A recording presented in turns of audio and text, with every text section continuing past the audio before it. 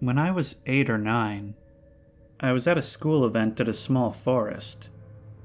Well, more like a big park, in the middle of a city.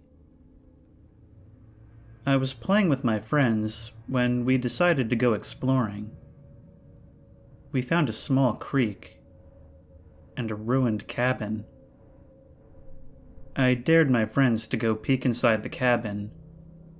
They got scared, and all three of us ended up going in. The cabin was full of stuff and ruined furniture. One of my friends said there was a corpse, but I know it was only a pile of clothes.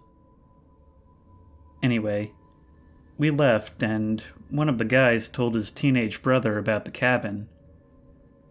We all went back, this time with the older guy, and we found the creek, but no cabin.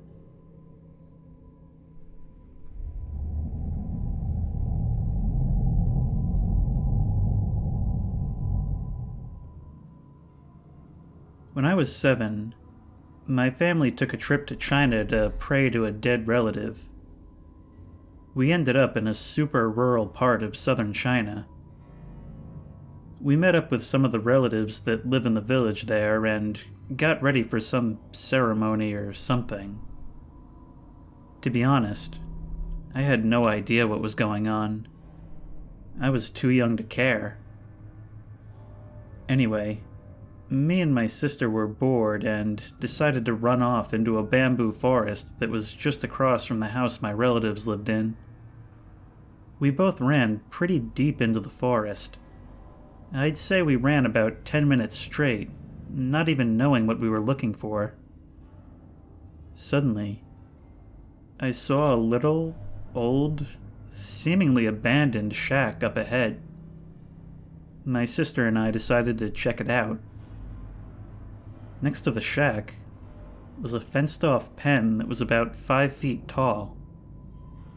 I remember I had to climb up to see what was in it. Inside the pen were two of the largest pigs I had ever seen in my life.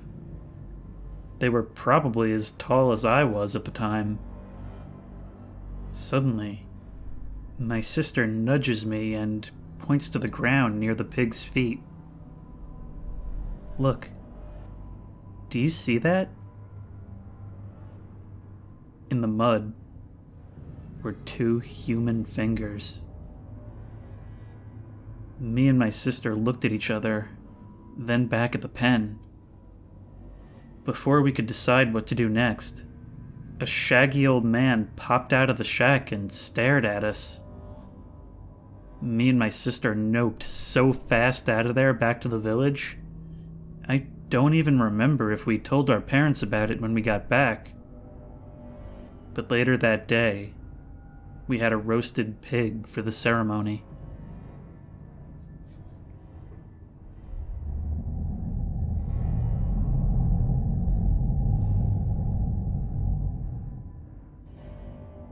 When I was 15, I was playing hide and seek in the woods one late evening in a game that would go all night. We had over 15 people playing, and if you were found, you were either out or had to help find other people. The game took place in the woodland part of Kansas, a state I'm not from. Me and these 2 other guys walked around for a couple of hours in the woods. When night fell, we walked into a valley and decided to sleep under a tree at the bottom. I found I couldn't sleep. I had felt weird ever since we entered the valley. The other guys had no such problem and were asleep, and I was getting bored. There wasn't a single noise at that point, not even animals, just the gentle wind blowing the leaves. I started walking, and the feeling of being watched slowly went away. After a while, I started noticing ash marks on the ground. I was looking down at them while walking, and ran into a blood-red yarn doll hanging from a tree. I freaked out and turned around to run back to the guys.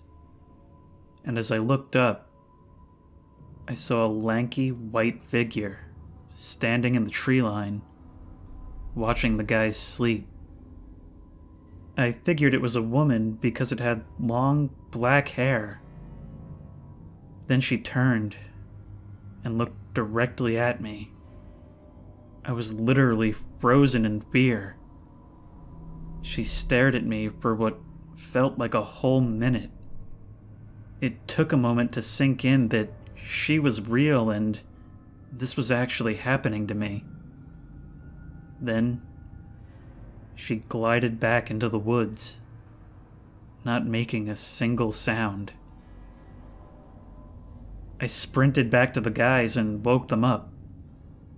I told them what happened and they laughed it off, but could see that I was freaked out, and we walked back to the house. Needless to say, whenever I visit my relatives, I don't go in the woods anymore.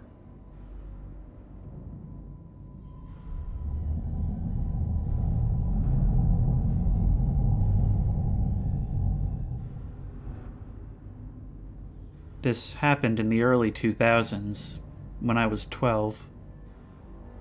I was camping with my family in the Adirondacks, and my sister and I went hiking up this really steep mountain in the woods.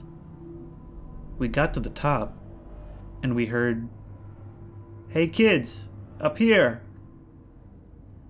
We looked up, and saw a very pale, thin, bald man in a tight-fitting dark suit, sitting way up in a spruce tree, much higher than anyone could get, as there were no branches down low. He looked really old and wrinkly, and he was eating this dark, bloody meat, making these nasty smacking and burping noises. His face was smeared with blood, and we were overcome by the most foul odor you can possibly imagine, like awful, rotten things. This pale man was tossing pieces of this nasty, bloody meat down as he ate. He kept commenting on how good it tasted, and asked where he could find more. He said he murdered a family just over yonder, and that we could go check if we didn't believe him. My sister burst into tears. We turned and ran for dear life down the mountain. We turned, expecting to see him chasing us, but he was still up there, just screaming after us and laughing. We got back to camp and, of course, my parents didn't believe us, but we did call the cops.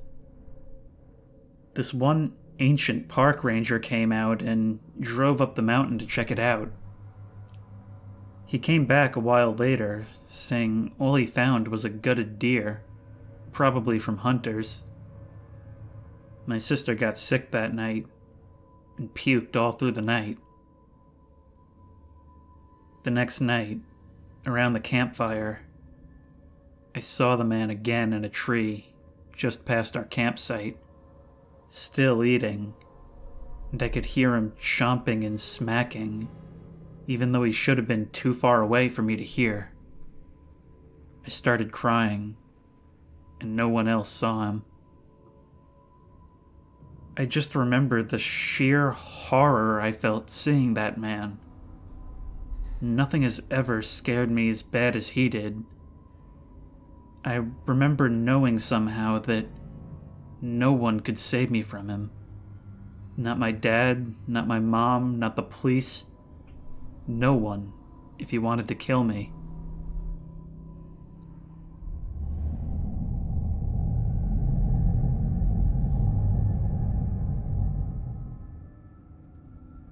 I live out in the countryside with my parents. When I was 16 or 17, I had a couple of friends, a boy and his sister. We used to adventure in the forests and fields, and one day, we found an old house in the forest.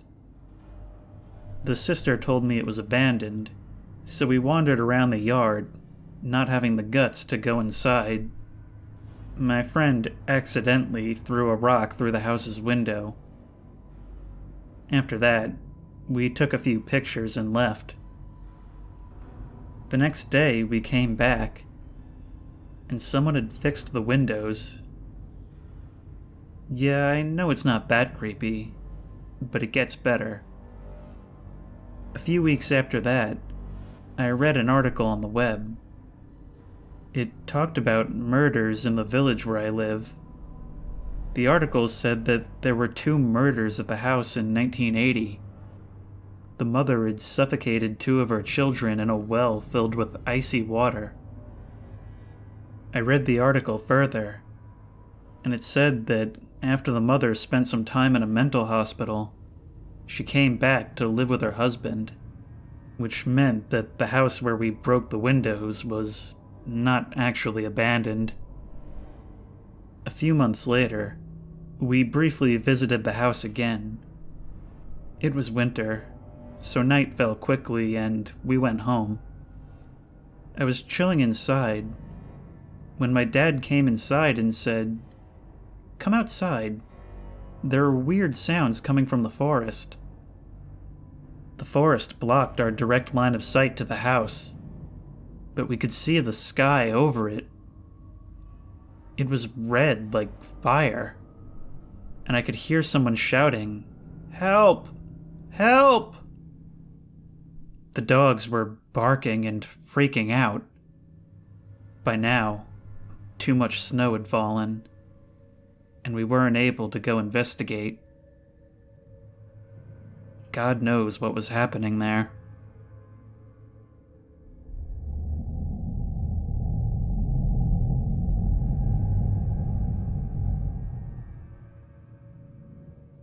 When I was 15, I was out hunting with my uncle in the dreary woods on a gray day. After many boring hours in the rain, he hit a deer in the leg and it collapsed. He shot it again, and we approached. It fell into the tall grass, so we didn't see the body until we were right up close to it. The body was deformed in several places. The head looked like it was somehow bent up, and the ribs were showing through the skin. The bullet had taken out a great chunk from its side. There was way more meat missing than there should have been. We looked inside the fresh wound and glimpsed a hairless white rat slipped between 2 folds of wet flesh.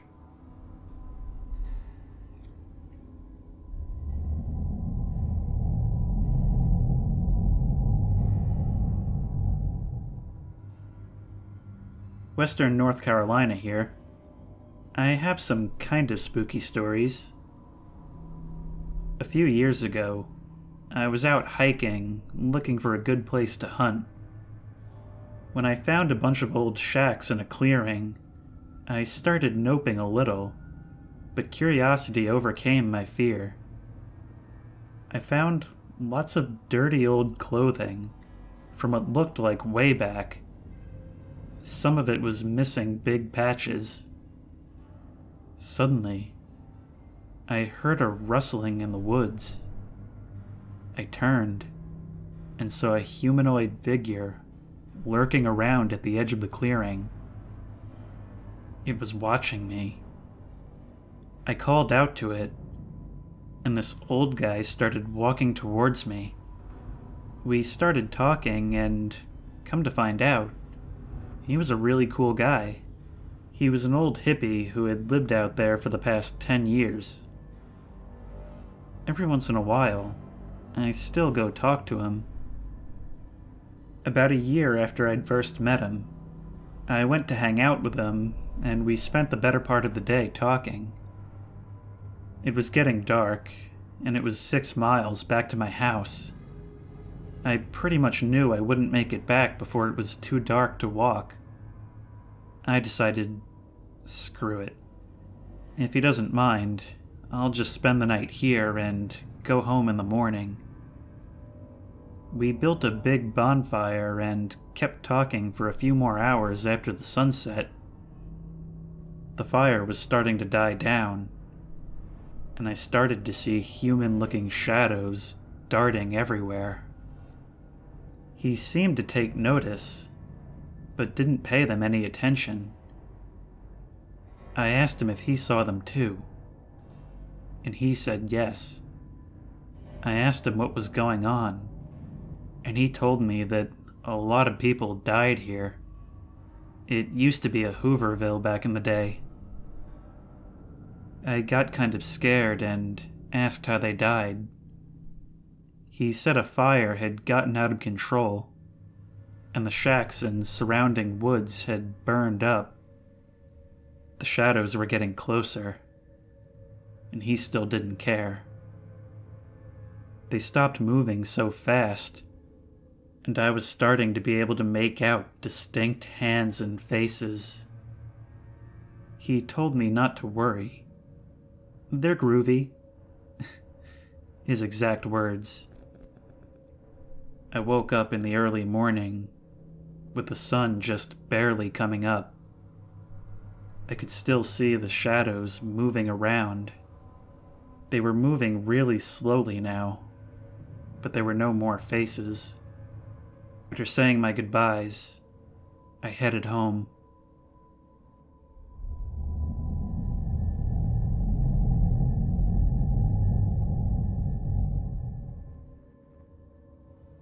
My girlfriend lives in a house in the woods. At 5 a.m., I was outside smoking a cigarette when I felt a tug at my shirt. I looked down and saw a little boy. I started to feel really weird. My breathing was a little harder. I felt cold, but not cold. It's hard to explain. The kid was staring me in the eyes for what felt like 10 seconds, and then walked off. I looked down at my cigarette. It was completely burned down to the filter, and it burned my skin badly. Shortly after, my girlfriend's roommate came home from her nursing shift, so I asked her if she could medicine me up. She looked at my burn and asked why I did this. I told her I didn't. It just burned me and I threw it down. She said I was lying, and that to get a burn that severe, I would have had to hold the ember of the cigarette on my skin for 20 seconds or more. I noped all the way home.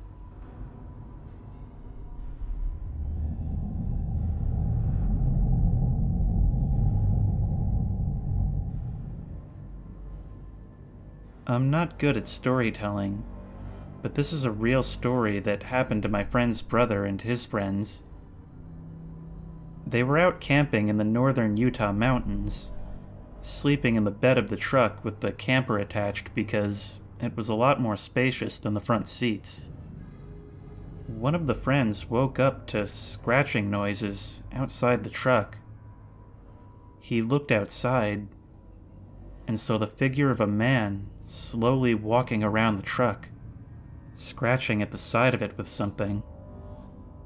He woke everyone up and crawled through the little window to the front seat.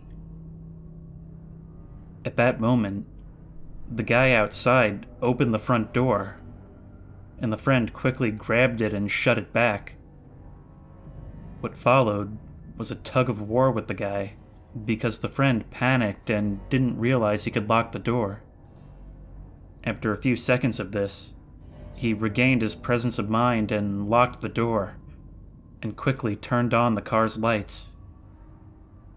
Somehow, the guy was gone.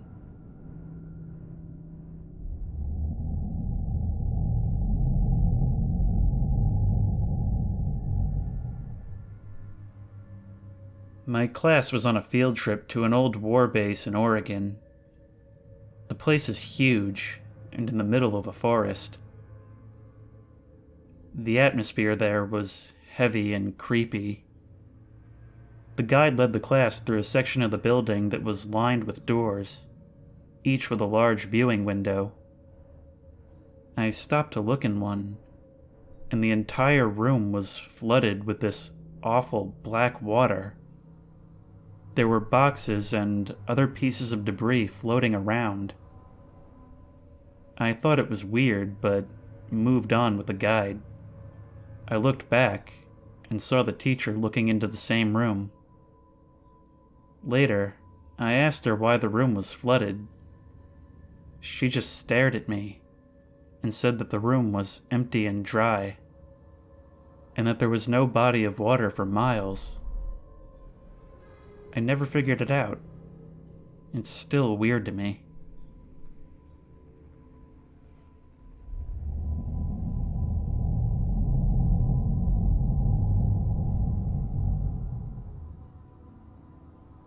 When I was 16, my friend, girlfriend, and I decided to go exploring. We visited this small, creepy village near our town, which was surrounded by woods. As we exited the car in the church parking lot, we noticed there wasn't a sound in the whole village.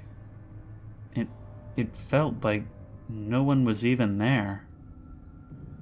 The whole place had a dark, empty feeling. We explored the woods around the cemetery because, hey, it's creepy, and suddenly came upon a giant hill.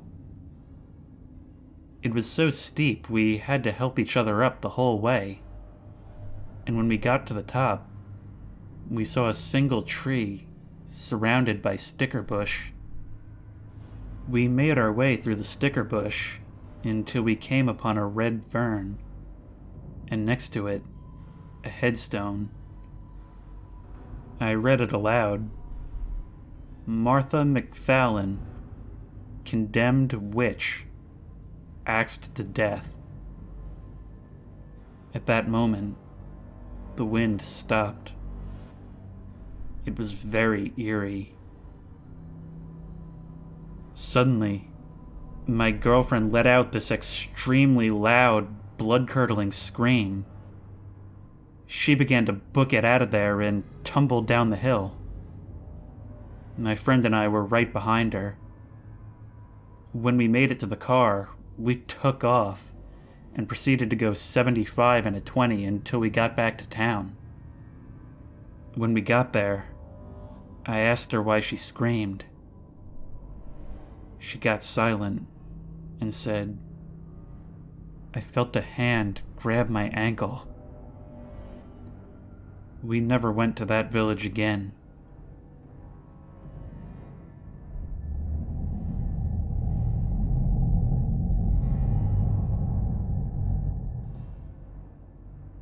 When I was a kid, I played in the woods behind my house a lot. I was exploring in the woods one day, and I went deeper than I ever had before. I found the charred ruins of a barn, with some bones and stuff around it.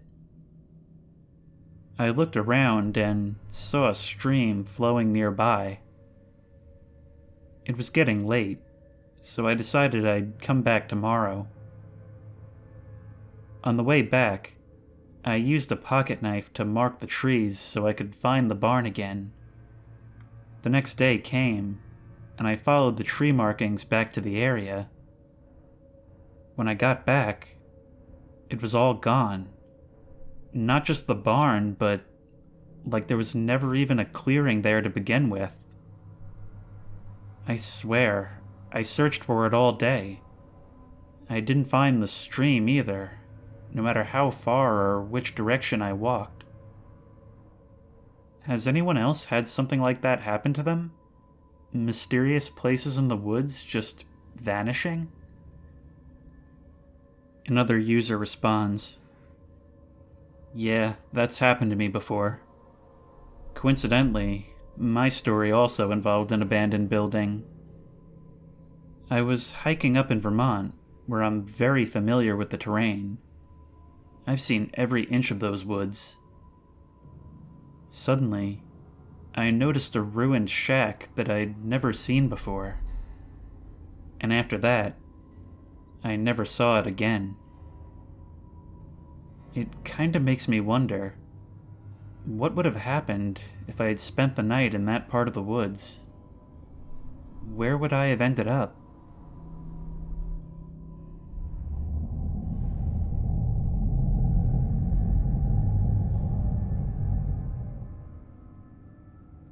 A friend of mine and I used to hang out at this haunted old church in the middle of the woods that has a lot of local history.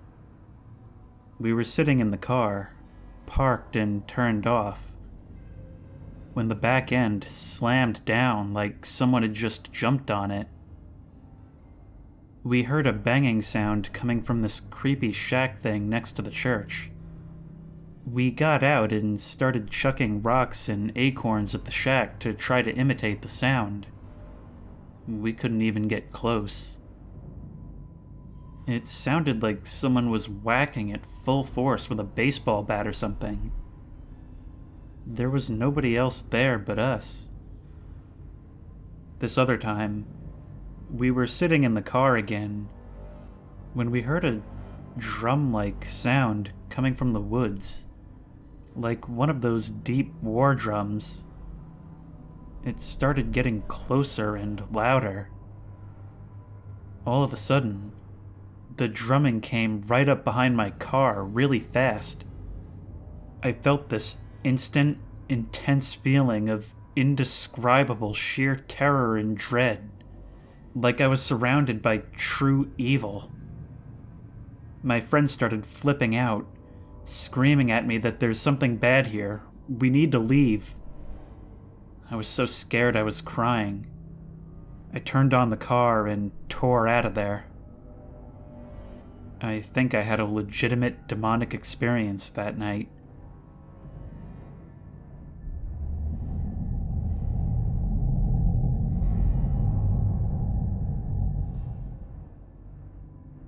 When I was about 11, I'd go out exploring the woods behind my house with my best friend.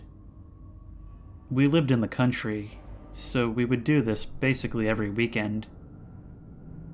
We would find the weirdest stuff in the deepest parts of the woods. Just things people leave behind. One week, we found an overturned refrigerator sitting in a ravine. We were curious, but there was a lock on the door. The following week, we came back and managed to break the lock off.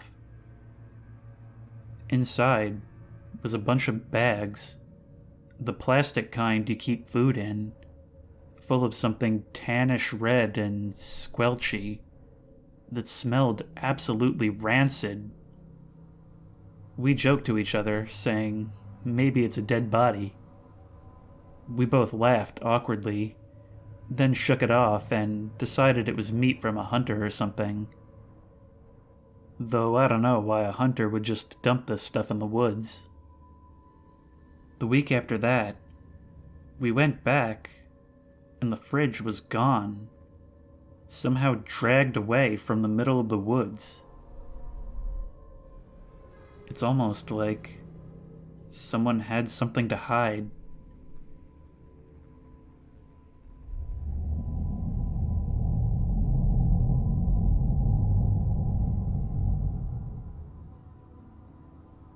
I don't have a story myself, but this is a story from my brother. It was years ago when I first heard this, so I might be getting a few details wrong. He and his friends had some four-wheelers that they took into this huge expanse of woods behind our neighborhood. They had been there before, but there were so many trails that they took new paths all the time. One day, they ran across an actual cabin. A full-sized cabin, completely abandoned. They didn't have the nerve to go inside, even though it was the middle of the day. But they did examine the outside a lot. They found nothing, but started seeing and hearing things all around the place. They said they kept seeing a big black shadow and a small white shadow. They said the small white one was occasionally accompanied by soft, childish laughs and some toy noises. My brother swears he heard a jack-in-the-box. This is when it gets weird. They decided to leave to go to this big clearing where they could really hit full speed and do donuts and stuff. On completely flat ground, with just a tiny turn, one of the four-wheelers began to turn over. It stuck on two wheels, balancing there for minutes. All of them tried to push it back over, but they couldn't do it. They all claimed to have heard the childish laughing while this was happening. After a while, it quit, and the cart fell back onto its wheels. After that, they hightailed it out of there and never went back. I can't tell you much about the truthfulness of this tale because it wasn't personal experience.